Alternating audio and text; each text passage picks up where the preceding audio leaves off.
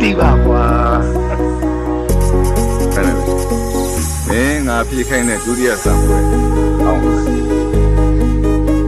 နေ့တည်းမကမဲပြေးလို့ဟိုင်းမှာလာပါဟာ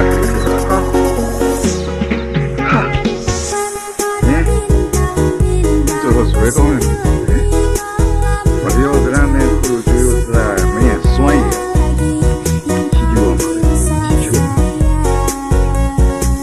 လောကကြီးမှာဖြစ်ချင်တာဖြစ်ရအဲ့လိုဖြစ်ချင်တာဖြစ်လို့ရအောင်ကျွန်တော်တစ်ဖြစ်ဖြစ်နေပြရအောင်ဟောဗျာမင်းဖိရိကတော့မှဖြစ်ဆိုခဲ့တဲ့လူကကာကြီးခေါင်ဘယ်လိုရေးရမလဲနင်းနေတယ်ဖြစ်နေဟာဟာမင်းဒီလောက်ဇွဲကောင်းတာဖြစ်ချင်တာဖြစ်လို့ရတယ်ကျွန်တော်ကဇွဲပဲကောင်းတာလေအခုကျွန်တော်ဖြစ်ခဲ့တာမဲစလီကောင်းပဲရှိတယ်